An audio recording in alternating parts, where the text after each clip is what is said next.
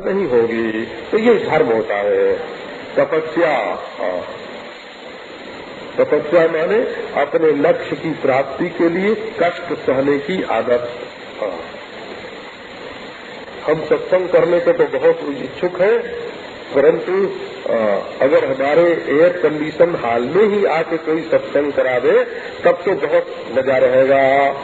और कहीं नीचे बैठना पड़ा, कहीं चल के जाना पड़ा, कहीं बम्बई में ऐसे सत्संग मिले उनको। उन्होंने कहा कि महाराज हमारे तो इसी कमरे में आके कोई उपदेश कर दे तो हम सुनने के लिए तैयार है, लेकिन जहाँ लोगों की सांस एक दूसरे को मिलती है ऐसी जगह में तो हम जाने को तैयार नहीं है।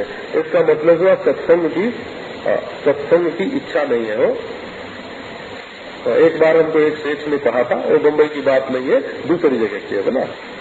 तो देखो महाराज हमारे साथ कैसा है, हमारा शरीर स्वस्थ है, हमारी स्त्री सुंदर है, हमारे बच्चे ठीक बढ़ रहे हैं, पढ़ रहे हैं। अब इसमें आप आके कोई त्याग वैराग्य की बात कर दोगे तो हमारी बड़ी बनाई गृहस्थी बिगड़ जाएगी, है ना। तो इसलिए इसमें कोई सत्संग की बात यहाँ ठीक नहीं रहेगी, है ना। तो नारायण जिसके मन में मोक्ष की इच्छा ही नहीं है, ईश्वर प्राप्ति की इच्छा ही नहीं है ना, वो पैसा कमाने के लिए हवाई जहाज पर चढ़ के दूर से दूर जा सकता है, यद्यपि उसमें खतरा है। क्या? अरे बिल्कुल बाढ़ लग जाती है, हवाई का जहाज डूब जाता है ना, रेलगाड़ी का एक्सीडेंट हो जाता है। कितना खतरा उठा के आदमी विदेश जाता है धन कमाने के लिए। यदि मोक्ष प्राप्ति की, ईश्वर प्राप्ति की इच्छा हो गए तो उसके लिए थोड़ा कष्ट सहने को तैयार नहीं होगा। बाबा जिसके मन में जिस वस्तु की प्राप्ति की इच्छा होती है वो उसके लिए कष्ट सहता है। इसी कष्ट सहन को तपस्या बोलते हैं। धरती पर बैठो, थोड़ी धूप प्यास सहो, थोड़ी गर्मी सहो, और सह के भी यदि अपने लक्ष्य की प्राप्ति के लिए तुम कोई कष्ट ही सहने को तैयार नहीं हो तो तुम्हारे जीवन का ये लक्ष्य है, ये बात कैसे मालूम पड़े। और हरितोषणा 3 प्रकार के दुख होते हैं। एक तो आदि भौतिक होते हैं, रोटी नहीं मिली, कपड़ा नहीं मिला, मकान नहीं मिला, तो उसके लिए तो उद्योग करेंगे तो मिलेगा, तो लौकिक दृष्टि से उद्योग करना पड़ेगा तब मिलेगा। लेकिन एक आधिदैविक कष्ट होता है, सारे देश में ही है ना, भूकंप आ गया, क्या बोलोगे, इसका भी एक कष्ट होता है, आधिदैविक कष्ट होता है। और एक कोई खबर सुनी, कोई बात आई, मन में तकलीफ हो गई, एक आध्यात्मिक कष्ट होता है, एक आधिदैविक कष्ट होता है, एक आध्यात्मिक कष्ट होता है, एक आधिभौतिक कष्ट होता है। इनकी निवृत्ति के लिए तरह तरह के उपाय होते हैं। क्या आप समझते हो कि आप अपने सब दुख केवल भौतिक भोग से निवृत्त कर सकते हो? हम आपको बता सकते हैं, जिनको दुनिया में लोग बड़ा ऐश्वर्यशाली, शक्तिशाली, धनवान, भाग्यवान समझते हैं, उनके घर में ऐसी ऐसी तकलीफ है, आपको सब लोगों को मालूम नहीं होता, है ना। हमको मालूम होता है, हमको केवल अपने घर की तकलीफ नहीं मालूम होती है, हमको दुनिया भर की तकलीफ मालूम होती है। तो ये जो बड़े बड़े धनवानों को भी दुख है, बड़े बड़े मिनिस्टरों को भी दुख है। आपको आश्चर्य होगा, ये जो बड़े बड़े मिनिस्टर होते हैं ना, उनके घर में कलश स्थापन होता है, उनके घर में ब्राह्मण बैठा के मंत्र जप होता है, उनके घर में पाठ होता है कि हमारा मंत्री पद बना रहे, और जब वो मंच पर बोलते हैं तो ईश्वर का नाम लेने में शर्माते हैं। तो बड़े बड़े घरों में संकट है, दुख है, और दुख से बचने का उपाय केवल भौतिक नहीं है। केवल धन से दुख दूर नहीं होता, कपड़े से दुख दूर नहीं होता, मकान से दुख दूर नहीं होता, केवल शराब पी के भूल जाने से दुख दूर नहीं होता, फिर नशा उतरेगा, फिर दुख आएगा। तो उस दुख को दूर करने के लिए एक ऐसा उपाय है, कि अपने हृदय में बैठे हुए भगवान को तुम संतुष्ट कर लो। वो हंसते रहे, वो मुस्कुराते रहे, रहते हैं तुम्हारे हृदय में। तुम उनको देखते नहीं हो, ये बात दूसरी है। वो तो जो अपने बहुत पास होता है ना, जैसे अपनी आंख की पुतली अपने को नहीं दिखती। आप लोगों ने देखी होगी अपनी आंख की पुतली, शीशे में देखी होगी। अपनी आंख से अपनी आंख की पुतली नहीं दिखती है। ऐसे स्वयं देखने वाले के पास जो बहुत सूक्ष्म औजार बैठा हुआ है, देखने वाला, दिखाने वाला जो बैठा हुआ है, तो उसको नहीं देख पाता है। ईश्वर हमारे हृदय में बैठा हुआ है, उसके साथ आप रिश्ता जोड़ो, नाता जोड़ो, संबंध जोड़ो, तो देखो आपके वो मुस्कुराएगा और आपका दुख मिट जाएगा। वो मुस्कुराएगा और आपका दुख मिट जाएगा। वो बोलेगा और आपकी बुद्धि आ जाएगी, और बुद्धि आ जाएगी। वो आपको सुंदर स्वस्थ दिखेगा और आप सुंदर और स्वस्थ हो जाएंगे। आपके हृदय में ईश्वर बैठा हुआ है। यदि उसको आप संतुष्ट कर ले तो क्या होगा? तो साधनम प्रभवेत् पुंसाम वैराग्यादि चतुष्टयम्। वैराग्य, विवेक, वैराग्य। वैराग्यादि माने विवेक हो। ये संस्कृत भाषा की महिमा है। वैराग्य का जो आदि है तो वैराग्य आदि, वैराग्य से आदि ही वैराग्य आदि ही विवेक। वैराग्य का आदि जो है विवेक, वो विवेक आएगा। तो विवेक, वैराग्य, समदमादि साधन संपत्ति, सब संपत्ति जिसको बोलते हैं, और मुमुक्षा, ये साधन आपको प्राप्त होंगे। कब? जब आप अपने में रोकने की शक्ति, अपनी वासनाओं को रोकने की शक्ति और अपने लक्ष्य की प्राप्ति के लिए कष्ट और अपने हृदय का प्रसाद, अपने हृदयेश्वर का प्रसाद जब आप प्राप्त करेंगे तो आपके जीवन में विवेक, वैराग्य आदि सारे साधन अपने आप आ जाएंगे। अब आगे की बात है।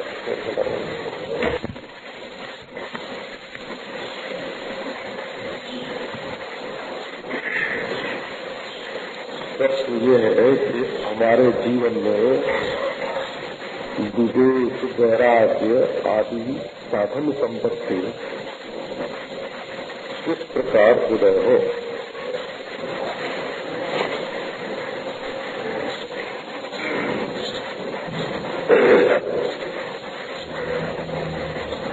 कोई भी वस्तु प्राप्त करने के लिए साधन संपत्ति चाहिए। कहीं जाना हो तो रास्ते के लिए चलेना चाहिए, रास्ते का ज्ञान चाहिए। रास्ते में कोई विघ्न बाधा हो तो उससे बचने का उपाय मालूम होना चाहिए।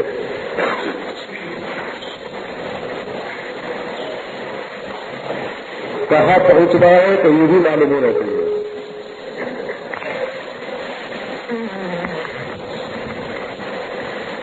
तो बिना साधन के कोई साध्य, कोई सिद्धि नहीं मिलती है। ये तो हमारे व्यापारी लोग हैं जो ऐसा सोचते हैं कि धन कमाने के लिए तो खूब काम करना चाहिए, लेकिन परमात्मा की प्राप्ति तो बिना कुछ किए ही हो जाती है।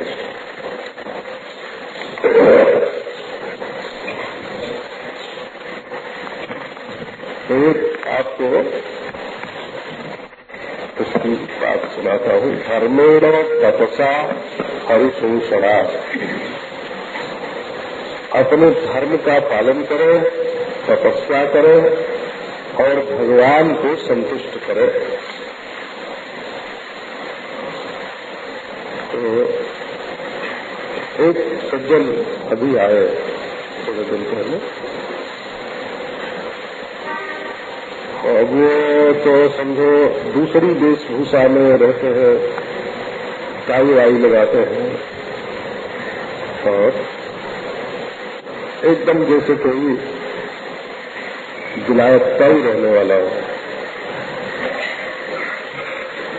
तो उन्होंने बताया कि महाराज हम ये शोध कर रहे हैं कि जैसे किसी को कोई वैज्ञानिक उपलब्धि प्राप्त करनी हो, माने साइंस के बारे में, अणु शक्ति के बारे में, रॉकेट के बारे में, अंतरिक्ष गमन के बारे में यदि किसी को कोई जानकारी अनुभव प्राप्त करना हो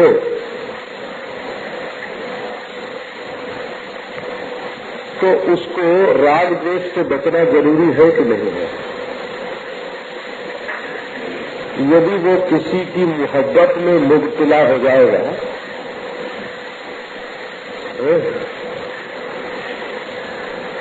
किसी की आसक्ति में, मोह में, मोहब्बत में डूब जाएगा, तो जिससे मोहब्बत होगी उसके बारे में वो ज्यादा सोचेगा, विचारेगा कि आणविक शक्ति के बारे में और रॉकेट छोड़ने के बारे में विचार करेगा।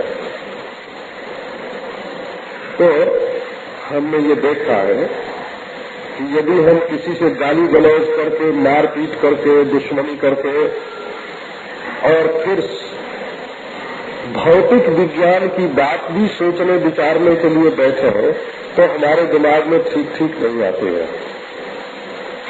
अच्छा, हमारा चित्त चंचल हो और हम अणुबम संबंधी गणित लगा रहे हो तो क्या लगेगा?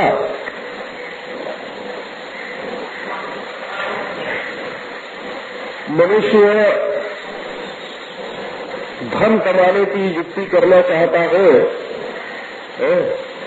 और इधर घर में पत्नी रूठ के कहीं चली गई है, उसको मनाना हो, या किसी से दुश्मनी हो गई है, उससे बदला लेने का ख्याल हो, तो क्या वो अपना काम ठीक कर सकेगा?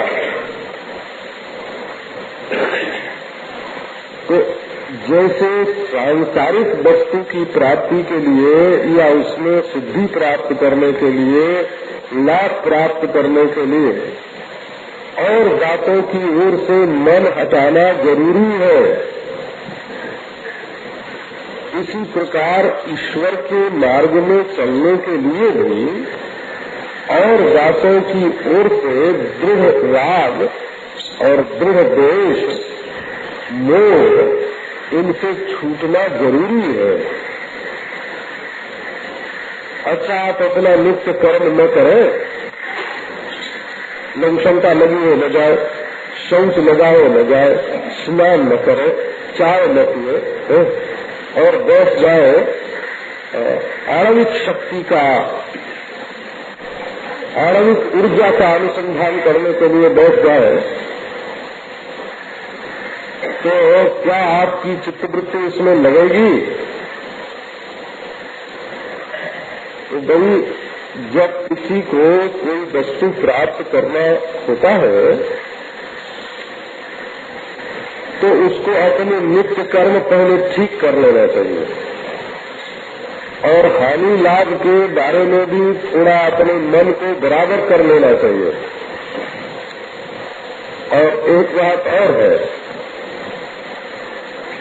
हरितोषवाद, तुम अपना काम किसके लिए कर रहे हो?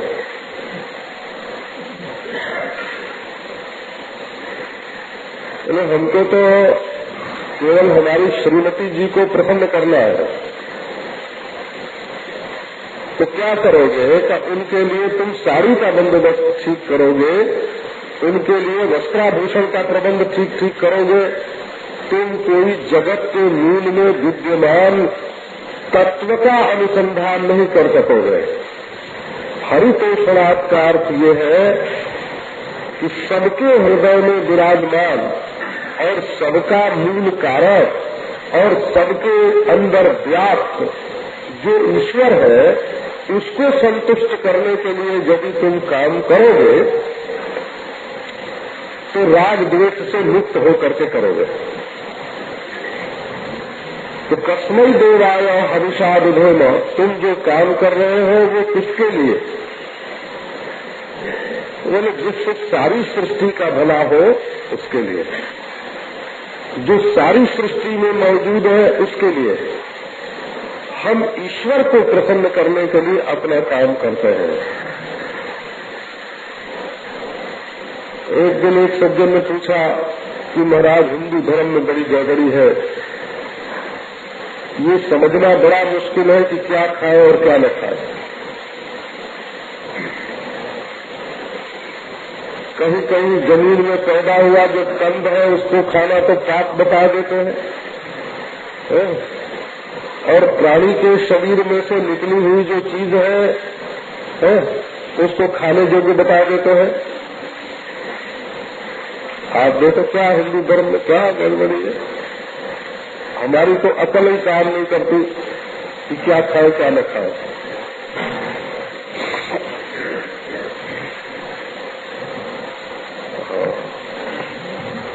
मधुमक्खी का दमन तो खाते हैं,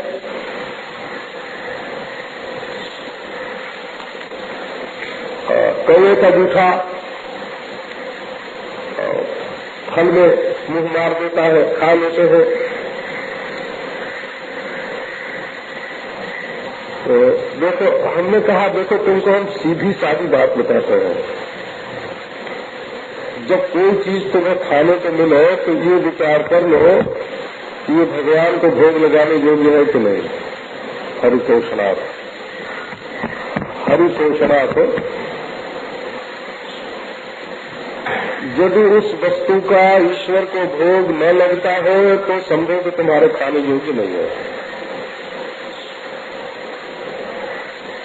तो कर्म कौन सा करना चाहिए?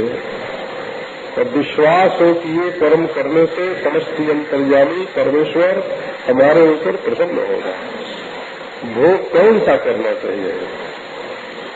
तो ईश्वर के सामने वैसा भोग करने का हमको हक प्राप्त है। ईश्वर ने हमें भोजन करने का अधिकार दिया है कि नहीं दिया है? तो ये बात तो बड़ी सीधी सादी है। धर्म का रहस्य तो सब लोग नहीं समझते हैं। धर्म का रहस्य किसी वस्तु में नहीं होता है, और धर्म का रहस्य किसी क्रिया में भी नहीं होता है। धर्म का रहस्य कर्ता की बुद्धि में होता है। जिस चीज के लिए मना किया हुआ है कि ये काम नहीं करना चाहिए, जब उसको तुम करने के लिए जाते हो तो वासना के वशीभूत होकर के जाते हो। जिस काम के लिए मना किया हुआ है ना कि ये नहीं करना चाहिए, उसको क्यों करते हो? अरे मन नहीं मानता।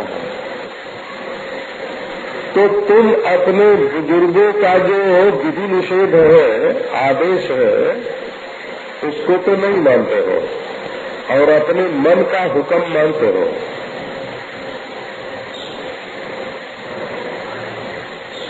तो धर्म वस्तु में नहीं होता, धर्म क्रिया में नहीं होता। धर्म अपने अंतःकरण में सत संस्कार डालने वाली जो वासना है, जो कर्तृत्व है, उससे उत्पन्न होता है। और जो असद वासना और पापित्व की भावना उत्पन्न करने वाला जो कर्म है ना, जिससे उत्पन्न होता है, ये वो नहीं करना चाहिए। यही धर्माधर्म का विवेक है। ये मनुष्य वासना के पीछे बहने के लिए पैदा नहीं हुआ है। ये जिस मन में वासना आती है उस मन को काबू में करने के लिए पैदा हुआ है। यही इसका धर्म है। और जो कष्ट सहन करने के लिए तैयार नहीं है, वो अपने लक्ष्य की प्राप्ति का इच्छुक नहीं है। जो व्यक्तिगत सुख स्वार्थ की भावना छोड़कर ईश्वर को प्रसन्न करने के लिए आगे नहीं बढ़ना चाहता, वो परमार्थ के अध्यात्म के मार्ग में आगे बढ़ ही नहीं सकता। तो तीन बात बताई: स्वधर्म का पालन और कष्ट सहिष्णुता और भगवान का संतोष। इनसे हमारे जीवन में ये साधन प्रकट होते हैं जिनसे ईश्वर की प्राप्ति होती है। वैराग्यादिचतुष्टयम्। एक बड़े भारी नेता है, उनसे किसी ने पूछा कि हम आपका बताया हुआ ध्यान करेंगे, आपकी बताई हुई साधना करेंगे, आपके शिष्य बनेंगे, आप बताओ ईश्वर मानना जरूरी है कि नहीं? तो बोले कि नहीं, कोई जरूरी नहीं है, तुम जो हम ध्यान बताते हैं उसे करो, जो साधना बताते हैं उसे करो, ईश्वर को मानना कोई जरूरी नहीं है। ऐसे एक सज्जन है, बोला आप लोग अखबारों में पढ़ते ही होंगे। फिर बहुत बढ़िया। उनसे फिर किसी ने पूछा कि महाराज हम जरा शराब भी पीते हैं और थोड़ा मांस भी खाते हैं, तो इससे आपकी बताई हुई साधना में कोई बाधा तो नहीं पड़ेगी? तो बोले कि नहीं, कोई बाधा नहीं पड़ेगी, तुम जो खाते हो सो खाते रहो। तो बात देखो जो सच्ची है सो आपको सुना। तो तुम भोजन में तो कोई परहेज करना नहीं चाहते और ईश्वर पर विश्वास करना नहीं चाहते। अच्छा, और साधना करके कौन सी सिद्धि प्राप्त करना चाहते हो? मैंने तुमको मिलेगा क्या? साधना करके तुमको मिलेगा क्या? न तुम कर्म में परहेज चाहते हो, न भोग में परहेज चाहते हो, न ईश्वर पर विश्वास करना चाहते हो, तो साधन करके कौन सी चीज पाना चाहते हो? जरा इस पर भी तो विचार करो। कि हम ये पाना चाहते हैं महाराज कि थोड़ी देर के लिए बैठे तो हमारी चित्त वृत्ति शांत हो जाए। तो बोले कि ये बात तो नींद आ जाने से ही तुमको प्राप्त हो जाती है, इसके नींद आने से ही तुमको आराम मिल जाता है, विश्राम मिल जाता है, शांति मिल जाती है, इसके लिए तुम साधना क्यों करना चाहते हो? तो देखो इसका कोई जवाब नहीं है। असल में जो अपने आत्मा को ब्रह्म के रूप से जानना चाहते हैं, जो ईश्वर की प्राप्ति चाहते हैं, जो परमार्थ चाहते हैं, उनके जीवन में साधन की भी आवश्यकता होती है। बिना चरित्र की शुद्धि के, बिना संकल्प की शुद्धि के, बिना चित्त की एकाग्रता के परमार्थ के बारे में तो तुमने पहले से ही धारणा बना ली कि ईश्वर है कि नहीं है। तो जो इधर से लौटता है, ब्रह्मादिस्थावरांतेषु वैराग्यम विषयेष्वनु, ब्रह्मा से लेकर के तृण पर्यंत विषयों में जिसको वैराग्य होता है, वैराग्य माने घृणा नहीं, ये नहीं कि हम सबसे घृणा करते हैं, तो घृणा करने का नाम वैराग्य नहीं है, द्वेष करने का नाम भी वैराग्य नहीं है ना। हाँ, घृणा में तो वस्तु को बहुत निकृष्ट समझा जाता है और द्वेष में दिल में जलन होती है। तो द्वेष का नाम वैराग्य नहीं है, घृणा का नाम वैराग्य नहीं है। तो वैराग्य कहते हैं कि दुनिया में किसी भी चीज से इतना लगाव न हो कि उसके लिए हम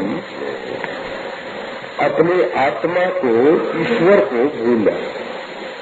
इतना लगाव दुनिया में किसी चीज में नहीं होना चाहिए। द्वेष भी न हो, राग भी न हो। हाँ, आसक्ति होगी, जैसे संसार में जब आसक्ति होती है, जिस किसी से आसक्ति होती है तो उस समय फिर वही सूझता है, और किसी से दुश्मनी हो जाती है तो जिससे दुश्मनी हो जाती है फिर वही सूझता है। तो अगर दुश्मन ही दुश्मन सूझने लगे और दोस्त ही दोस्त सूझने लगे तो ईश्वर तो भूल जाएगा। तो वैराग्य का अर्थ ये होता है कि दुनिया में कहीं हम अपने को दोस्ती में या दुश्मनी में इतना न फंसा दे कि अपने आत्मा का ख्याल छूट जाए। तो ये संसार के जो विषय है, इनसे राग करोगे तो बंधोगे, तो इनसे द्वेष करोगे तो भी बंधोगे, द्वेष करोगे तो जलोगे और राग करोगे तो बच जाओगे उसके साथ। विषय कहते ही उसको है जो बाध ले। विषेणवंती जनान, जो लोगों को बाध ले उनका नाम विषय है। विषीयंते जना एवी ही, इनके द्वारा लोग संसार में बांधे जाते हैं। तो कहीं भी संसार में राग द्वेष न हो। दृष्टांत दिया, जैसे मार्ग में काकविष्ठा है, कौवे ने बीट कर रखी है और हम रास्ते में चल रहे हैं, तो क्या करोगे? तो उससे राग करोगे? अच्छा, उससे द्वेष करोगे? पहले उसको जाके उसकी सफाई करने लगोगे? तो नहीं, उसको जहाँ का तहाँ छोड़ो, तुम तो अपने रास्ते चलो।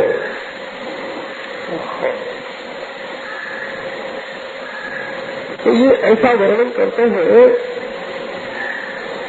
कि हाथी चलता अपनी चाल से, कुतवा भुकत वाको भुकवा ले, तुम तो राम भजो जग लड़वा ले। दुनिया की ओर से एक बार अपनी नजर को हटा के परमेश्वर की ओर लगाना, ये निर्मल वैराग्य है। नित्यात्म स्वरूपम ही दृश्यम तद विपरीतम एवं जो निश्चय सन्नग विवेको वस्तु लक्षणी। अब वस्तु का विवेक बताते हैं, ये भी एक साधन है। मतलब यह है कि कहीं राग द्वेष मत करो, सत्य का अनुसंधान करने के लिए इस मार्ग में चलो।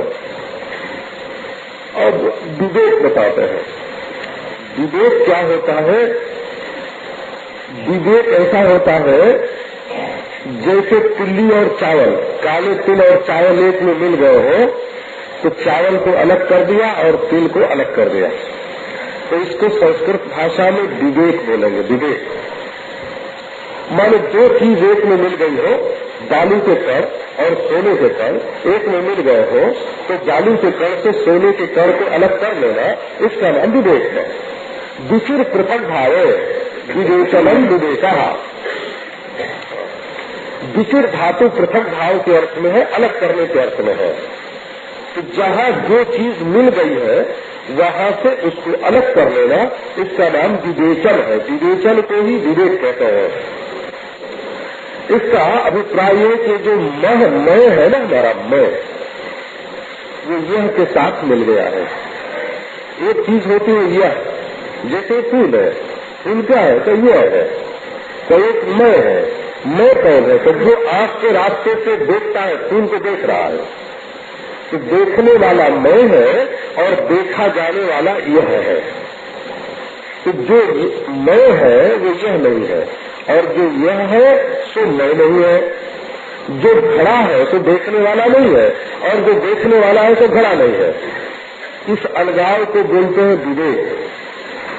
तो आप अपने शरीर में देखो कि ये हड्डी है, मांस है, चाम है, विष्ठा है, मूत्र है। जो चीज इस शरीर में यह मालूम पड़ती है सो मैं नहीं है। नित्यात्म स्वरूपम ही दृश्यम तद विपरीतम। दृश्य माने यह जो मालूम पड़ता है, और आत्मस्वरूप माने मैं, जिसको मालूम पड़ता है। देखो, इसमें खुलासा बात यह है कि जो चीज मालूम पड़ती है तो जड़ होती है, और जिसको मालूम होता है वो चेतन होती है। मालूम करना ये चेतन का स्वभाव है, और जो चीज मालूम पड़ती है वो जड़ का स्वभाव है। तो ये आत्मक स्वरूप जो है ये नित्य है, यह मैं जो है ये नित्य है, और जो दृश्य है मालूम करता है ये नित्य नहीं है, अनित्य है। अच्छा, आपके घर में अब तक कितने घर आए होंगे और चले गए होंगे, लेकिन आप तो वही है। कितने गिलास आए, कितनी घड़ियां आई, कितने जेवर आए, कितनी साड़ियां आई, कितने कपड़े लगते आए, और वो सब अनित्य है, चले गए। मकान भी चले गए, हाँ, लेकिन आप तो वही है। अब इस शरीर में भी आप देखो, कई शरीर में कितनी चीजें आती हैं जाती हैं। रोज आप रोटी खाते हैं, वो शरीर के भीतर आती है और फिर निकल जाती है। उसी रोटी से बनी हुई जितनी चीजें इस शरीर में है, हड्डी, मांस, चर्म, ये सब अनित्य है। एक दिन भोजन बनाते हैं, दोपहर को भोजन बनाते हैं, तो शाम को खाना पसंद नहीं करते हैं। शाम को बनाते हैं तो फिर दोपहर को खाना पसंद नहीं करते। क्यों? मैंने बनाया हुआ भोजन तो बासी पड़ गया, सड़ गया। उसी भोजन से शरीर में जो कुछ बनता है वो बनने वाली चीज भी सड़ जाती है, और मैं एक है। तो ये निश्चय करो कि जो जो चीज यह मालूम पड़ती है सो ये है, और मैं ज्ञाता हूँ। जो चीज मालूम पड़ती है तो दृश्य है, मैं दृष्टा हूँ। जो चीज मालूम पड़ती है सो अनात्मा है, और मैं आत्मा हूँ। अपने बारे में विचार करो। ये वस्तु का विवेक है, माने वस्तु को ढूंढने की तरकीब है, वस्तु को ढूंढने की ये पद्धति है। वस्तु किसको कहते हैं? तो जो बस है, हाँ, जो बस है तो वस्तु, हाँ, जो हमेशा रहे। हाँ, ये जाने वाले हैं, ये मेहमान है। जो मेहमान है तो आत्मा है, और जो है, जो मैं है, जो हमेशा मैं ही रहेगा, उसका नाम आत्मा है। ये सब इस विवेक को सब धार्मिक संप्रदाय स्वीकार करते हैं ना। हाँ, ईसाई मुसलमान भी शरीर से जुदा आत्मा को मानते हैं, ये आप लोगों को मालूम होगा। तो मरने के बाद आत्मा रहती है, ये बात ईसाई, मुसलमान, पारसी सब मानते हो। ये जैन, बौद्ध सब मानते हैं। श्री रामानुजाचार्य जी महाराज के संप्रदाय में इसको आत्मक ज्ञान बोलते हैं। वो दो ज्ञान बोलते हैं, एक स्वज्ञान, एक पर ज्ञान, एक आत्मा का ज्ञान, एक परमात्मा का ज्ञान। तो ये जो दृष्टा का ज्ञान है, चेतन का ज्ञान है, चेतन माने आत्मा, ये अपने आप को जब समझोगे तो यही तो भगवान से मिलेगा ना, देह थोड़े भगवान से मिलता है।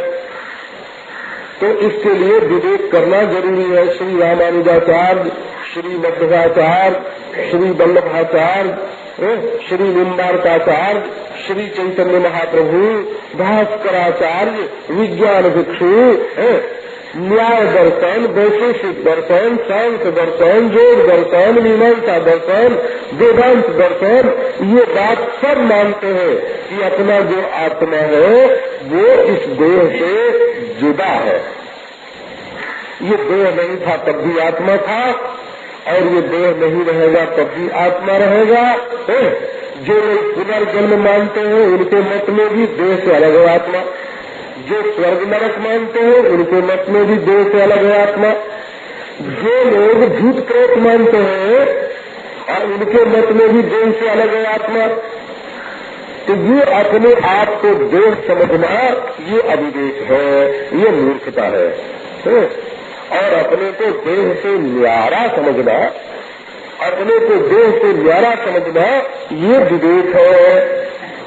सदैव वासना त्यागः श्रमोयमिति शब्दतः निग्रहो वाच्य वृत्तीनां दम इत्यभिधीयते विषयेभ्यः परमो परतिर्हिता सहनं सर्वदुःखानां तितिक्षा सा सुभावता।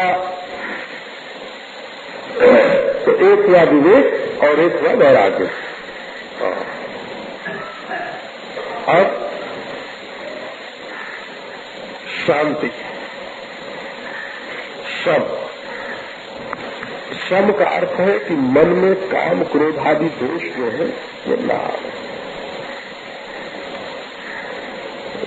जरा भी अपने मन के खिलाफ सहने की ताकत नहीं है।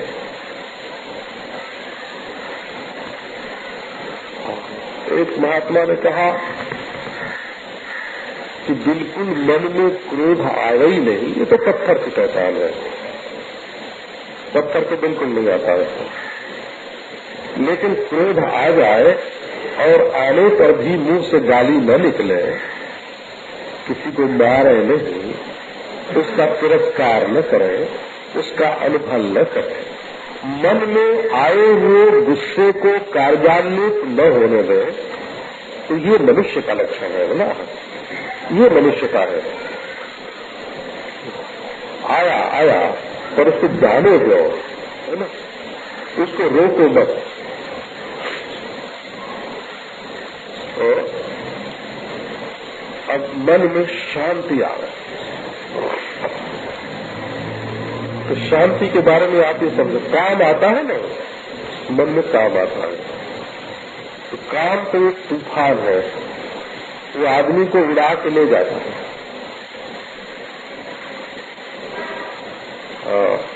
काम को दात रोग मानते हैं। शंकराचार्य भगवान का एक दूसरा ग्रंथ है सर्वदर्शन संग्रह, उसमें बोलते हैं कि जिसके शरीर में पित्त ज्यादा होता है वो क्रोध प्रकृति का होता है, क्रोध आता है, और जो वातक प्रकृति का होता है उसके मन में काम ज्यादा आता है, जो कफ प्रकृति का होता है उसको लोभ ज्यादा होता है। कफ में लोभ है और वात में काम है और पित्त में क्रोध है। तो यदि शरीर रोगी रहा, मन रोगी रहा, तो रोगी आदमी क्या योगी होगा?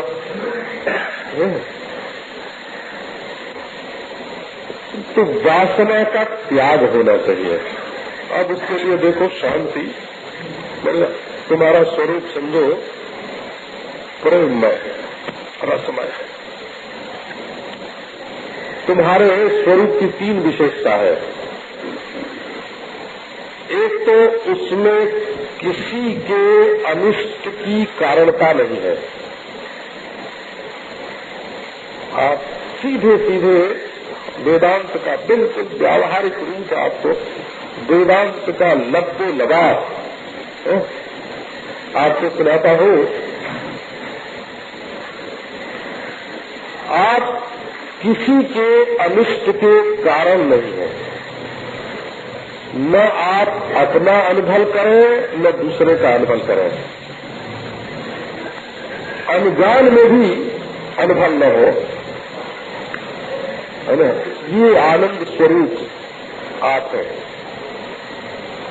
आप ऐसे रसद स्वरूप है कि आपके शरीर को छू करके जो हवा चले तो दूसरे को मजा आ जाए। आप ऐसे हैं कि आप आंख उठा के किसी को देख ले तो वो तर हो जाए। आप किसी की ओर देखकर मुस्कुरा दे तो वो नाचने लग जाए। आपके जीवन में वो रस है, वो सौंदर्य है, वो माधुर्य है, वो प्रेम है, वो आनंद है कि उसमें दूसरे का कहीं अनिष्ट है ही नहीं। और आप केवल घटाकाश और मठाकाश और पटाकाश और उपसो का भी, निरु का भी, अधिष्ठान निरधिष्ठान सब जानते हैं, लेकिन आपके हृदय में जो रस है वो जाहिर नहीं हुआ। तो अभी समझना कि एक पर्दा पड़ा हुआ है, तुम्हारे वेदांत पर एक पर्दा है, अभी पर्दा पूरी तरह से फटा नहीं है। आप वो ज्ञान हो जिसमें कहीं अंधकार नहीं है, तो तुम्हारी वजह से कोई बेवकूफ तो नहीं बनता, तो तुम बेवकूफ बन के ठगे तो नहीं जाते। तो अगर तुम बेवकूफ बनते हो तो अज्ञानी हो कि नहीं? और दूसरे को बेवकूफ बनाते हो तो अज्ञान का दान करते हो कि नहीं? दूसरे को बेवकूफ बनाते हो तो अज्ञान का दान करते हो। तो तुम्हारे पास होता नहीं तो देते कहाँ पे? अरे तुम्हारे पास पैसा है तो दूसरे को पैसा देते हो, तुम खुद बेवकूफ हो तो दूसरे को बेवकूफी देते हो। तो तुम वो प्रकाश हो जिसमें अंधकार का लेश नहीं। तुम वो ज्ञान हो जिसमें खुद में भी अज्ञान नहीं और दूसरे को अज्ञान देना भी नहीं। प्रकाश ही प्रकाश, ज्ञान ही ज्ञान, बुद्धि बुद्धि, समझ ही समझ। और तुम वो जीवन हो अमृत। तुम स्वयं मरते नहीं और दूसरे को मारते नहीं। तुम मृत्यु के दाता नहीं हो। अगर तुम्हारे अंदर मृत्यु है तभी तुम दूसरे को मृत्यु दे सकते हो। तो तुम स्वयं अमृत हो, अमर हो, और दूसरे भी तुमसे अमृतत्व ही लूट रहे हैं।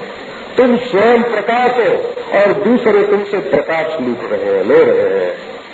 और तुम स्वयं आनंद हो और सब तुमसे आनंद ले रहे हैं। तुम ऐसा सौंदर्य हो जो कभी बिगड़ता नहीं। तुम ऐसे माधुर्य हो तुम जो कभी कड़वा नहीं होता।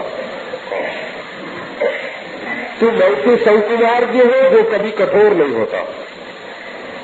तुम ऐसे मधुर संगीत हो जो कभी बेसुरा नहीं होता। तुम ऐसे रस हो जो कभी सड़ता नहीं। तुम ऐसी गंध हो जिससे कभी तबीयत टूटती नहीं। पृथ्वी का सार तुम हो, जल का सार तुम हो, अग्नि का सार तुम हो, वायु का सार तुम हो, आकाश का सार तुम हो, मन का सार प्रेम तुम हो, और बुद्धि का सार विवेक तुम हो, और शांति का सार, एकाग्रता का सार शांति तुम हो, और संपूर्ण विश्व प्रपंच के सार परमार्थ परमात्मा ब्रह्म तुम हो। तो 1 घंटे 8 घंटे के है ना व्याख्यान के साथ कोई संबंध नहीं है। ये सचमुच ये तुम्हारा जीवन है, ये सचमुच ये तुम्हारा स्वरूप है। जब तुम वासना के वशवर्ती हो करके भाग दौड़ मचाते हो तो ये हमारे पास नहीं है। हम सुंदर होते तो दूसरे की सुंदरता देखने के लिए कायक बात है। सोचो, हमारे अंदर सुख होता तो हम सुख दूसरे से लूटने के लिए क्यों जाते हैं? हमारा सच्चा जीवन सच्चा होता तो पराधीनता की क्या जरूरत पड़ती? तो अपने भीतर जो वस्तु है वो तो गई भूल। अपने अंदर तो दिखता है अभाव भाव। अपने अंदर तो दिखता है हमारे ये कमी है, ये कमी है, ये कमी है। यही ईश्वर का तिरस्कार है। असल तो तुम्हारे रूप में ईश्वर ही तो प्रकट हुआ है। ये ईश्वर की ही अभिव्यक्ति है। घड़ा कोई भी हो, छोटा हो कि बड़ा हो, आड़ा हो कि टेढ़ा हो, लंबा हो कि मोटा हो, वो मिट्टी की अभिव्यक्ति है कि नहीं? मिट्टी में ही वो शक्ल बनी है।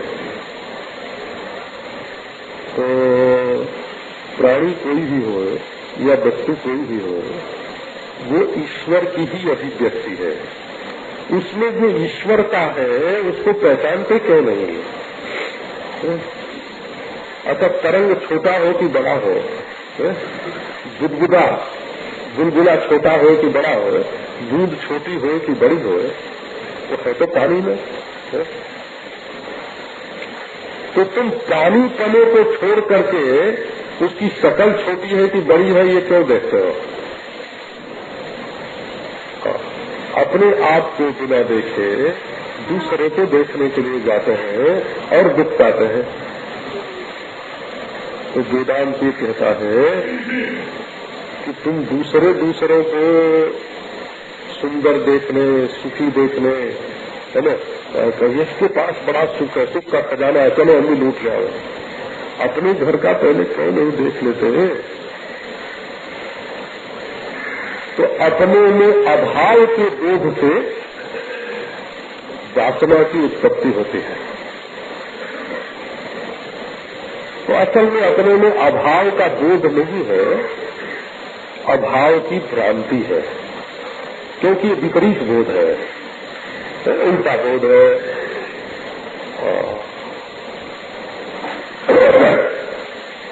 सबको समझते हैं, अपने को नहीं समझते हैं। तो वासना त्याग जो है, आनंद लेने के लिए दूसरे की जरूरत, प्रकाश के लिए दूसरे की जरूरत, जिंदा रहने के लिए दूसरे की जरूरत, अपने आत्मा की पूर्णता को छोड़ करके दूसरे की पूर्णता से पूर्ण होने की जरूरत, ये सब वासना है।